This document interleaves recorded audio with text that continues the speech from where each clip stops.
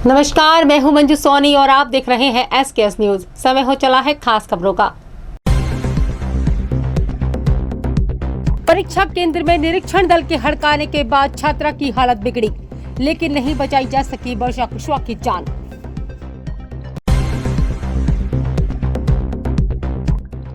Ropeway का स्थान बदला, अब फूलबाग की जगह उपनगर ग्वालियर में बनेगा बेस। कलेक्टर ने संभागीय आयुक्त को जगह से आवंटन संबंधी नस्ती भेजी।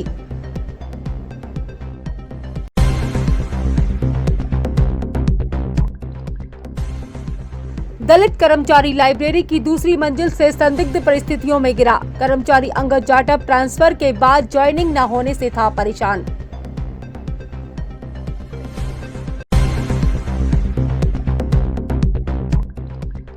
आजादी के बाद 8वीं जनगणना का काम ग्वालियर में भी शुरू। जनगणना समन्वय समिति की बैठक आयोजित।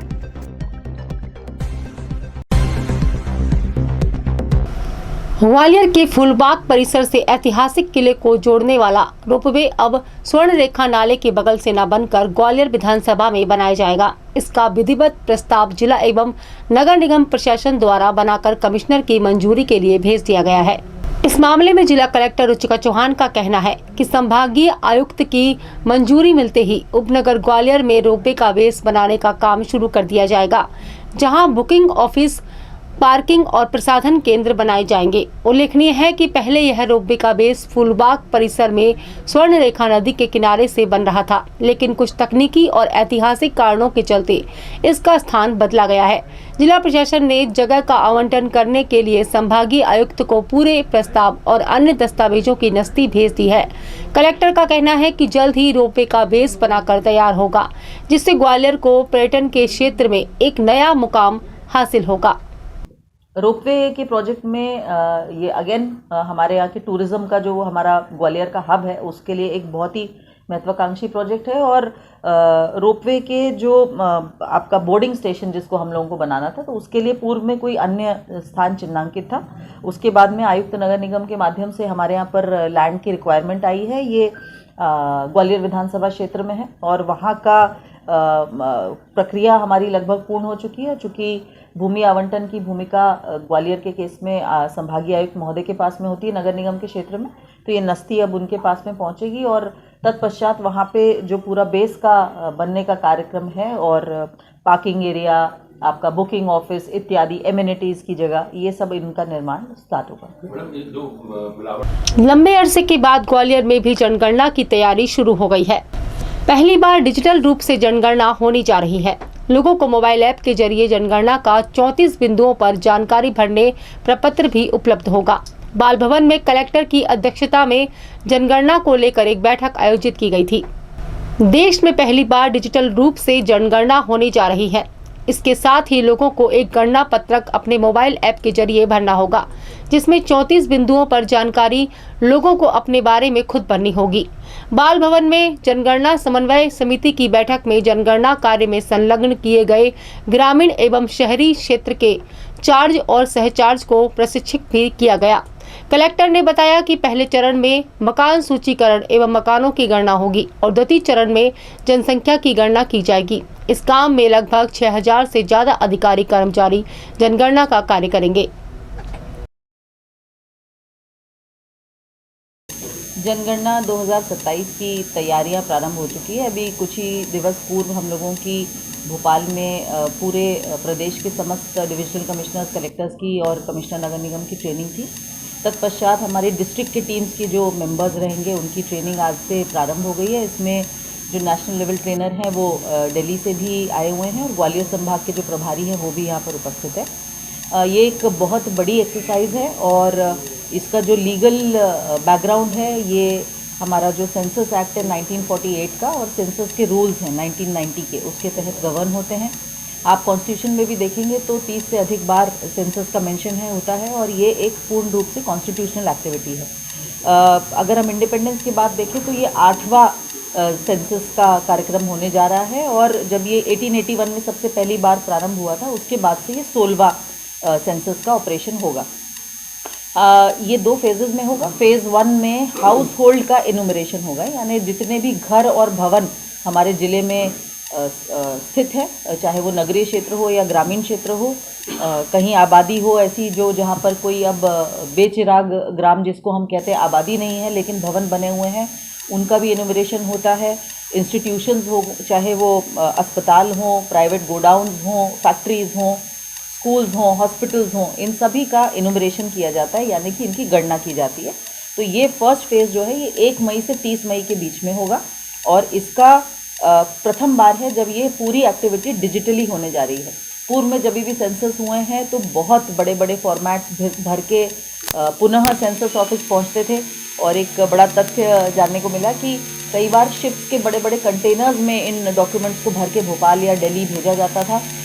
इनकी एंट्री होने में और सेंसस की रिपोर्ट को आने में 6 से 7 वर्षों का समय लगता था, जो अब डिजिटल ऐप हो जाने के कारण ये रिपोर्ट्स जो है फाइनली सेंसस का जो आउटकम रहेगा वो फरवरी 2027 के बाद 3 से 4-5 महीने के अंतर्गत ही पूरे प्रदेश के लिए, पूरे देश के लिए सेंसस का डेटा बाहर आ सकेगा। कितने लोग मैसेज भेज रहे हैं और ये सब कैसे होगा? आम आदमी भी कर सकता है ऐसा भी? बहुत बड़ी एक्सरसाइज है। आप अगर इसको प्राइमरली हम लोग देखें तो लगभग 6000 अधिकारी कर्मचारी ग्वालियर ज़िले के इस पूरी एक्सरसाइज में अलग अलग रोल्स में रहेंगे, चाहे वो प्रगणक हो जो घर घर जा कर के घरों की लिस्टिंग करेंगे।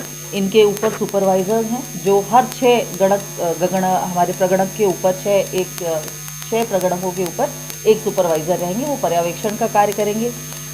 इनके ऊपर हमारे तहसीलदार या जोनल अधिकारी चार्ज अधिकारी के रूप में रहेंगे और प्रमुख जनगणना अधिकारी के रूप में जिला कलेक्टर, आयुक्त नगर निगम और यदि वहाँ पर छावनी का क्षेत्र है तो वहाँ के जो कैंटोनमेंट बोर्ड के अधिकारी वो लोग रहेंगे। इसकी ओवरऑल मॉनिटरिंग हमारे संभागीय आयुक्त महोदय किया करेंगे और हम स्टेट लेवल पर यदि हम देखें तो माननीय मुख्य सचिव महोदय इसके पूरी एक्सरसाइज के नोडल हैं। क्राइम ब्रांच ने गोलका मंदिर थाना क्षेत्र के आदर्श नगर इलाके के एक मकान से T20 मैच पर सट्टा खिलवाते 3 सटोरियों को गिरफ्तार किया है। इनके पास से लाखों की नकदी, ATM कार्ड, लैपटॉप, मोबाइल और अन्य सामान मिला है। सभी आरोपी यूपी के जालौन जिले के रहने वाले बताए गए हैं। पुलिस आरोपियों से रैकेट के बारे में जानकारी हासिल कर रही है। मुखबिर की सूचना पर पुलिस ने गोलका मंदिर थाना क्षेत्र के आदर्श नगर के एक मकान पर छापा मारकर कार्रवाई की थी, जहां पुलिस को सौरभ राजावत, अभिषेक राजावत और अंशुल उपाध्याय सट्टा खिलवाते मिले। रैकेट का सरगना आलोक सिकरवार है। उसने अरविंद राजावत का मकान किराए पर लेकर सट्टे का कारोबार शुरू किया था। पुलिस ने आरोपियों के पास से 4.5 लाख रुपए नगद, 7 mobile, 3 laptop, ATM card, SIM card और लाखों रुपए का हिसाब किताब बरामद किया है। पुलिस ने मौके पर 3 आरोपियों को रेडी अन्ना नामक ऑनलाइन साइट के जरिए वेस्ट इंडीज और जिम्बाब्वे के बीच चल रहे T20 मैच पर सट्टा लगवाते पकड़ा। कल क्राइम ब्रांच ग्वालियर के द्वारा एक कार्रवाई की गई है जिसमें महादेव ऐप के माध्यम से सट्टे चलाते हुए 3 युवक मिले हैं। तीनों जिला जालौन के निवासी हैं। उनको और यहाँ पर उनके पास से कुछ नकदी करीब 4.5 लाख रुपए और ATM के कुछ कार्ड, कुछ मोबाइल फ़ोन और लैपटॉप वगैरह मिले हुए। ऑनलाइन सट्टा, ये क्रिकेट का सट्टा खिलाते थे और कौन कौन इसमें इन्वॉल्व है, किन खातों से पैसे आ रहे थे, किन के लिए ये लोग काम करते हैं, कौन इनको सुविधा प्रदाता है और किसके माध्यम से ये पूरा नेटवर्क संचालित हो रहा है, इसके जानकारी के लिए तीनों युवकों को आज माननीय न्यायालय में प्रस्तुत करेंगे और उसके बाद पुलिस रिमांड ली जाएगी। विस्तृत बात करने के बाद और पूछताछ करने के बाद पता चलेगा कि कौन आरोपी इसमें और इन्वॉल्व है, कितने रुपए का ये सट्टा खिलाते थे और क्या इनका नेटवर्क है। व्यापारी के सोने घर के ताले तोड़कर चोरों ने लाखों के गहने और नकदी उड़ा दी। चोरी 10 लाख से ज्यादा की बताई गई है, लेकिन पुलिस ने सिर्फ 3 लाख की चोरी दर्ज की है। घटना के वक्त कारोबारी का परिवार शादी समारोह में शामिल होने डबरा गया हुआ था। घटना शताब्दीपुरम स्थित अनिल भाटिया आवासीय परिसर में 18 फरवरी की रात की है। यहाँ रहने वाले कपिल गुप्ता परिवार के साथ रिश्तेदारी में डबरा गए थे। जब 22 फरवरी को वो लौटे तो ताले टूटे मिले। चोर घर से अलमारी का लॉकर तोड़कर डायमंड का पेंडल, 2 सोने की चैन, 3 सोने की अंगूठियां, 1 सोने का सिक्का, 2 सोने के हार सेट, 2 जोड़ी सोने की इयररिंग, 1 सोने का पेंडल, 1 सोने की नथ, 1 सोने का मांग टीका, 3 चांदी की अंगूठियां, 2 जोड़ी चांदी की पायल और करीब 100 ग्राम पुराने चांदी के जेवरात चोरी कर ले गए। पुलिस ने आसपास लगे CCTV कैमरे खंगाले। फुटेज में कुछ संदेही नजर आए हैं। थाना महाराजपुरा क्षेत्र के शताब्दीपुरम इलाके में एक चोरी की घटना सामने आई जिसमें एक फरियादी द्वारा अपना सामान चोरी करने की सूचना दी है। रात्रि के समय ये घटना है। आसपास के सीसीटीवी कैमरे में देखते हुए एक युवक दिखाई दे रहा है जो पीछे बैग टांगे हुए है और जिसकी हम तस्दीक कर रहे हैं। जल्दी ही घटना का खुलासा करेंगे। कितना माल गया है? उसमें उन्होंने लिखा है करीब 2 लाख से ज़्यादा का सामान लिखा है, जिसमें कुछ जेवरात और कुछ नकदी दिखाई। घटना के समय परिवार ताला लगाकर अपने रिश्तेदारों के यहाँ शादी समारोह में शामिल होने के लिए गया हुआ। मुरैना जिले के बामोर स्थित नेहरू स्कूल में कक्षा 10वीं की छात्रा वर्षा कुशवाहा की अचानक मौत ने शिक्षा व्यवस्था और परीक्षा के माहौल पर गंभीर सवाल खड़े कर दिए हैं। बताया जा रहा है कि निरीक्षण दल की पूछताछ के बाद छात्रा की तबीयत अचानक बिगड़ गई। परिजन उसे निजी वाहन से ग्वालियर लेकर पहुंचे, लेकिन अस्पताल में उसकी जान नहीं बचाई जा सकी। प्राथमिक तौर पर घबराहट और साइलेंट अटैक की आशंका जताई जा रही है। यह घटना एक बड़ी जन जागृति का संदेश भी देती है। परीक्षा के दौरान बच्चों पर अनावश्यक दबाव, डर या कठोर व्यवहार उनके मानसिक और शारीरिक स्वास्थ्य पर गंभीर असर डाल सकता है। विशेषज्ञों के मुताबिक अभिभावकों, शिक्षकों और निरीक्षण दल को संवेदनशीलता के साथ छात्रों से व्यवहार करना चाहिए, ताकि परीक्षा का माहौल भय का नहीं बल्कि विश्वास का बन सके। समय हो चला है छोटी सी ब्रेक का। ब्रेक के बाद फिर लौटेंगे, तब तक के लिए जुड़े रहें हमारे साथ।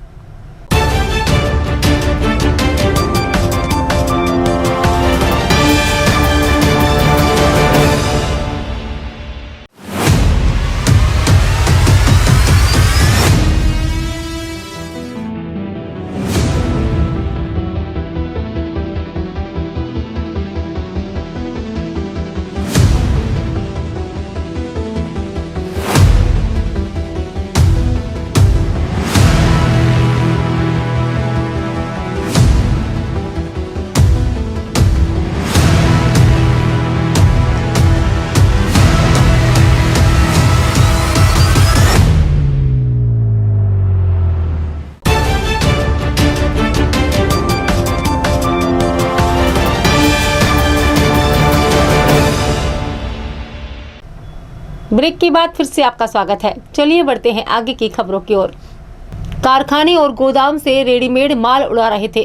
पुलिस ने इन दोनों युवकों को गिरफ्तार कर उनके कब्जे से लाखों का रेडीमेड गारमेंट बरामद किया है। यह घटना सीसीटीवी कैमरे में कैद हुई थी। दरअसल चावड़ी बाजार में रहने वाले विष्णु अग्रवाल ने माधोगंज थाने में एक आवेदन देकर अपने कपड़ों के कारखाने और गोदाम में चोरी का अंदेशा जताया था।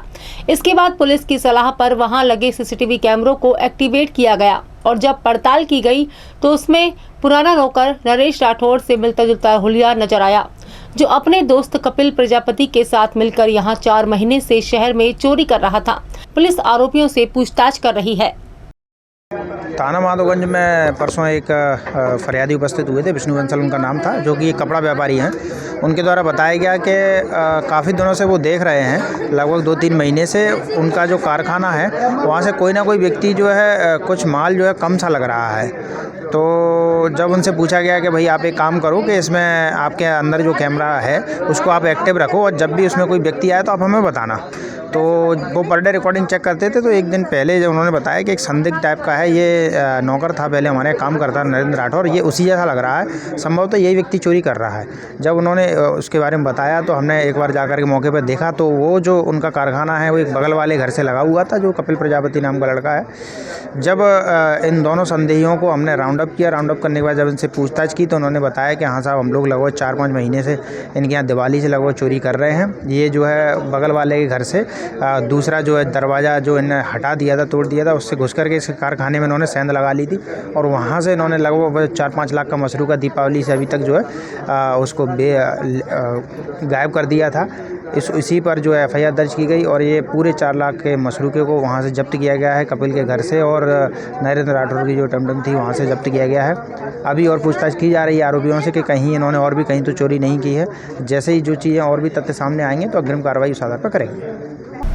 बेहर थाना क्षेत्र के रावली गांव में पिछले दिनों एक कार्यक्रम में डीजे पर नाच गाने के दौरान फायरिंग करने वाले आरोपी युवक की पहचान भिंड के कुलदीप गुर्जर के रूप में हुई है।